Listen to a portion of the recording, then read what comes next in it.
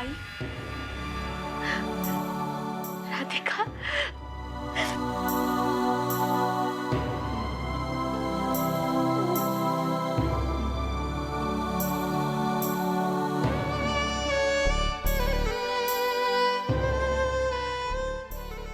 ताई, ताई मला माहिती होतं की तू नक्की येणार. माझं मन क्षणाक्षणाला सांगायचं की तू आहेस. अगं वेडे, मी कुठे जाणार होते तुला सोडून? बघ मला, मी अगदी व्यवस्थित आहे, काही झालेलं नाहीये मला. खूप आनंदात आहे मी. आणि आणि हे बघ माझं मंगळसूत्र. तुझी खूप इच्छा होती ना, तुझ्या ताईच्या गळ्यात तुला मंगळसूत्र बघायचं होतं ना. खूप आनंदात आहे मी. पण काल तुझी खूप आठवण येत होती Radhika. I missed you so much. ताई, काल मी असती तर खरंच नाचले असते. माझ्या ताईचं लग्न आणि त्याच पृथ्वी बरोबर ज्याला मी मनापासून जिजू मानलं होतं. ताई, थँक्स फॉर द बेस्ट जिजू इन द वर्ल्ड. खरंच खूप आनंद होतोय तुला असं बघून. तुमचं लग्न व्हावं असं सगळ्यांनाच वाटत होतं आणि ते झालंही.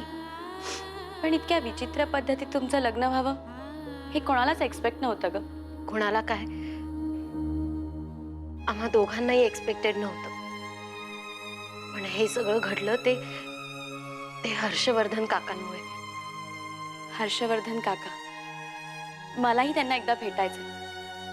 ह्यासाठी नाही की त्यांनी तुला खोटं सांगून पाठवलं की माझं लग्न होतंय, तर ह्यासाठी त्यांनी खोटं सांगून का होईना पण तुला लग्नात पाठवलं. खरंच ताई, मी खूप मिस केलंय ग. पण ताई, लग्नाच्या वेळी ह्या सगळ्यात मंजिरीची काय अवस्था झाली हे ऐकून खूप वाईट वाटलं. बिचारी, कशी आहे ग ती आता?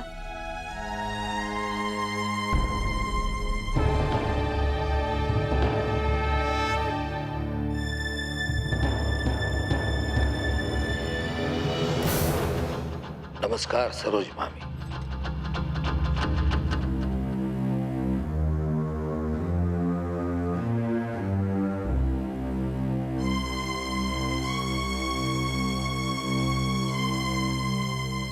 झालं हे खूप वाईट झालं.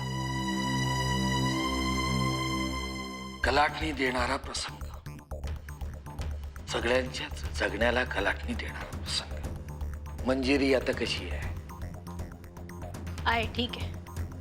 ठीक आहे, बरं आहे. सरोज मामी, मला माहित आहे ही बोलायची वेळ नाही,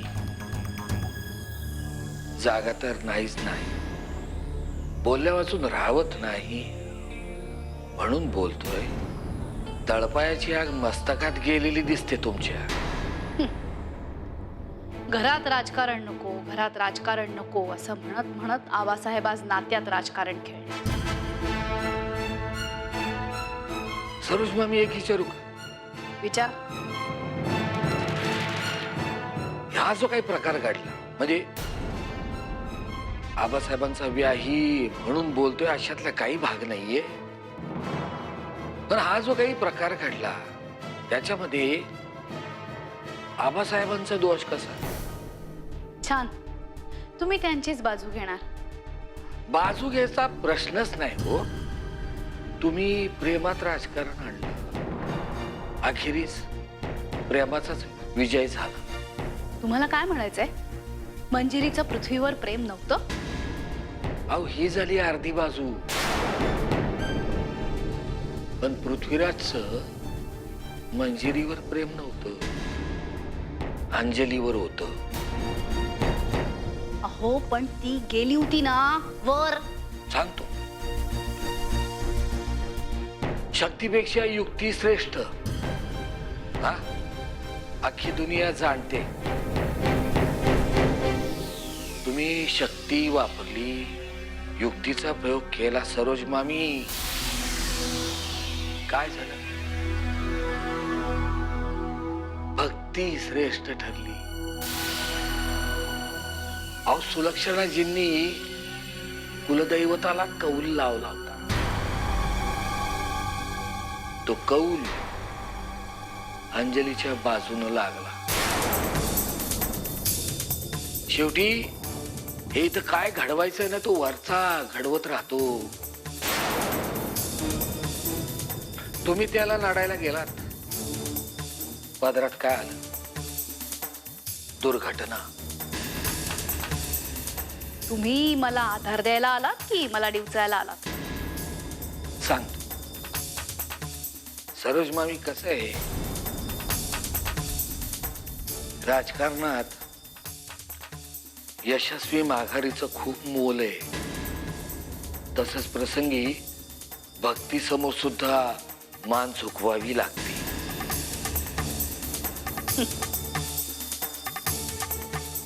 मान तर आता त्यांची झुकणार. मग ते त्याच्या मनात असो किंवा नसो. म्हणजे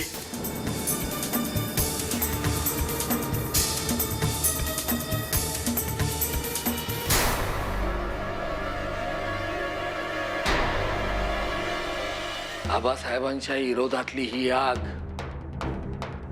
भडकतच राहिली पाहिजे. सरोज मामी, अशा ज्वालेसारख्या पेटलेल्याच राहा. विश्वासराव मानेकडे इंधनाचा तुटवडा नाहीये. सागर, आपल्याला असं हातावर हात ठेवून शांत बसून नाही चालणार. आपल्याला लवकरात लवकर काहीतरी डिसिजन घ्यावा लागणार आहे. विक्रम, डिसिजन आपण कसा घेणार बाबा? तो पृथ्वीनं घ्यायचा. आफ्टर ऑल तो या कंपनीचा मालक आहे ना. मान्य, पण म्हणजे आपण आपल्या परीनं काहीच करायचं नाही का? अरे कामगारांचे प्रश्न कोण सोडवणार आहे? कसे सोडवणार आहोत आपण ते?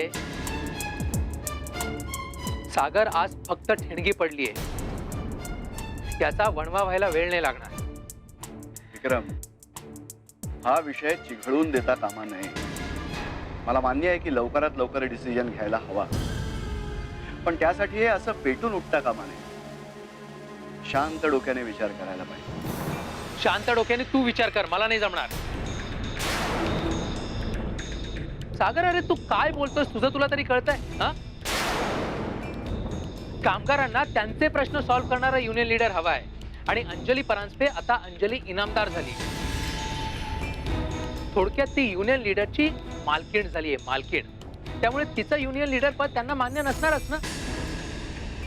तिने कोणताही आणि कसाही डिसिजन घेतला तरी तिने तो डिसिजन पृथ्वीच्याच फेवर मध्ये घेतला असंच त्यांना वाटणार. त्यांना कोण समजावणार? काढू आपण याच्यावरती उपाय काढू. कधी? वेळ गेल्यावर? ते काही नाही सागर, माझ्याकडे एक उपाय आहे आणि माझ्या मते तोच करेक्ट आहे. कोणता? आपण अजूनही युनियन बदलू शकतो.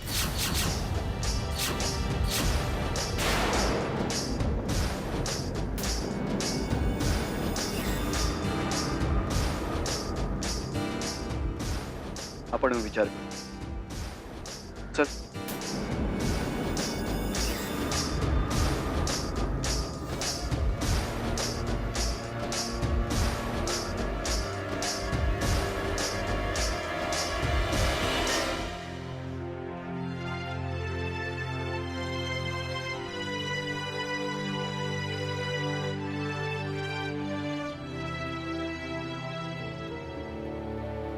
बाळा, हे घे सफरचंद खा.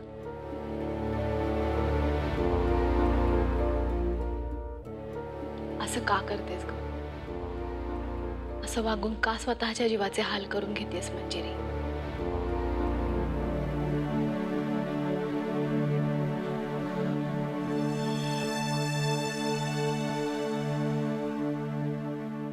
हे बघ मंजिरी, आता भूतकाळाला कवटाळून नको बसू. त्यामुळे फक्त दुःख वाढेल तुझं. हे सगळं सगळं विसरायचा प्रयत्न कर. अजून खूप आयुष्य बाकी आहे. कदाचित या लग्नामुळे तुला तुझं काम नसतं करता आलं. त्यामुळे हे सगळं विसरून पुन्हा नव्याने आयुष्य जगायचा प्रयत्न कर.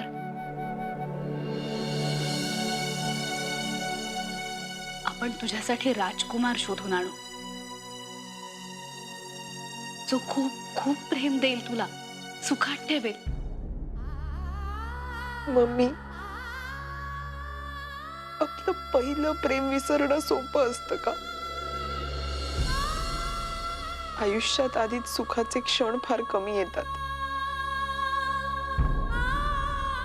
आणि ते जेव्हा येतात ना, तेव्हा आपण ते खूप जपून ठेवतो आणि नंतर आठवतो. फ्रस्ट्रेशनच्या काळात ते सगळ्यात मोठा आधार ठरतात आणि तेच क्षण तुम्हाला विसरायला सांगतेस. अगं पण या सगळ्या आठवणी ज्याच्या आहेत तोच आपला नसेल तर त्यांचा काय उपयोग? पण विसरणं इतकं सोपं असतं का? विसरणं सोपं नाहीये, पण त्यासाठी प्रयत्न करावेच लागतील. मंजिरी बाळा, मला तुला सुखात बघायचंय ग. आता मात्र सुखाची व्याख्याच बदलली. चेहऱ्यावर कितीही सुखीपणाचा आव आणला तरी मनाचं काय? हे बघ मंजिरी, मी तुला फक्त समजावू शकते.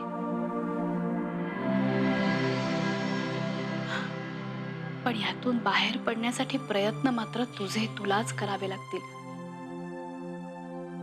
हा सगळा प्रकार विसरून जाऊन आयुष्याची नवीन सुरुवात करणं हे आता फक्त तुझ्या हातात आहे.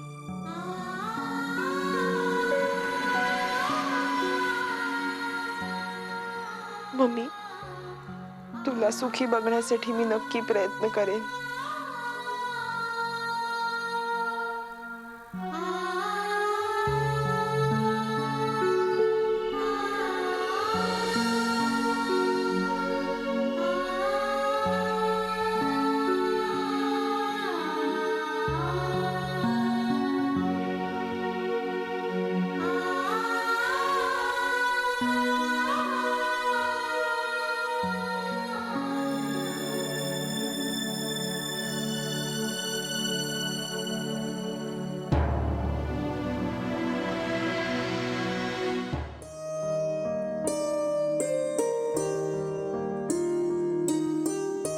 आई, आई, तुम्हाला एक विचारायचं होतं. अगं बाई, विचार ना. आई, मी मंजिरीला भेटून येऊ एकदा? हे बघ अंजली, आई प्लीज नाही म्हणू नका. आज मंजिरीची जी काही अवस्था आहे ती सगळी माझ्याचमुळे. नाही अंजली, तुझ्यामुळे काही झालेलं नाही असं अजिबात मनात आणू नकोस तू. तुझं आणि पृथ्वीचंच लग्न व्हायचं होतं. मंजिरीच्या बाबतीत जे झालं ते खरंच खूप दुर्दैवी आहे. पण तू आत्ता तिला भेटायला जाऊ नकोस. तिला कदाचित जास्त त्रास होईल. आई पण तरीही मला तिला एकदा तरी भेटावं असं वाटतंय. तिला समजवावं असं वाटतंय. आणि आई कितीही झालं तरी आम्ही चांगल्या मैत्रिणी सुद्धा आहोत. आणि पृथ्वीचं आणि माझं लग्न व्हावं म्हणून मंजिरीने खूप प्रयत्न केलेत. ते सगळं बरोबर आहे तुझं, पण तू गेलीस तर सरोज वहिनी नक्की तुझा अपमान करेल. आणि जर नाही गेले तर हा मंजिरीचा अपमान होईल, आमच्या मैत्रीचा अपमान होईल आणि उलट दुरावा जास्त वाढेल. आज मी माझ्या आईकडे काहीतरी मागते, मिळेल मला? ठीक आहे, जा तू, पण एकटी जाऊ नकोस अंजली. पृथ्वीला सोबत घेऊन जा.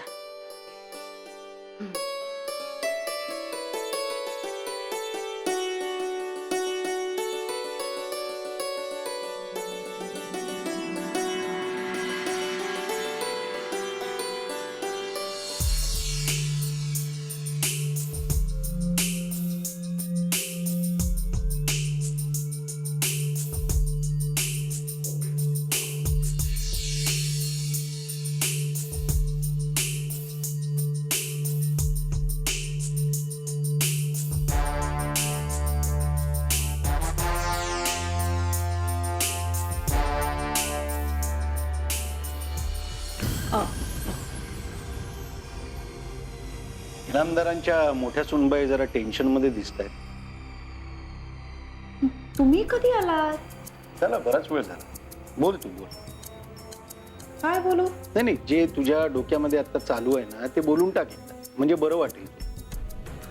माझ्या ना मनात एक विचार आलाय. बापरे. बापरे काय? विचार कोणाच्या मनात येऊ शकतो? नाही नाही, तसं नाही ग. तुझ्या डोक्यात नेहमी जे विचार येतात ना त्यामुळे मी नेहमी शहीद होतो, म्हणून बापरे म्हटलं. अहो पण यावेळेचा माझा विचार ना फक्त एक कल्पना आहे, कल्पना.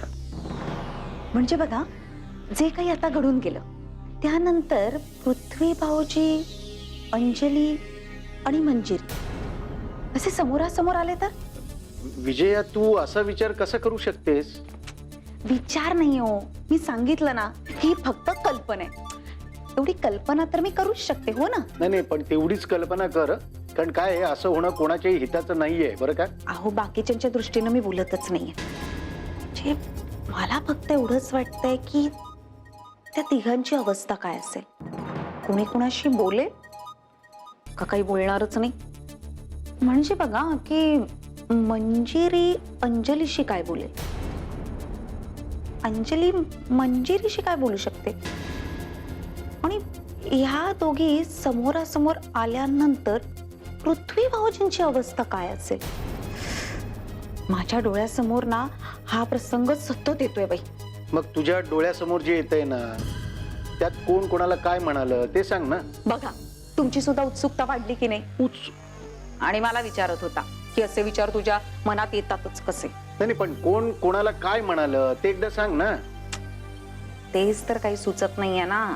विजया, तुला असं वाटतं की तू जे म्हणतेस ते घरातले लोक होऊ देतील? वाटतंय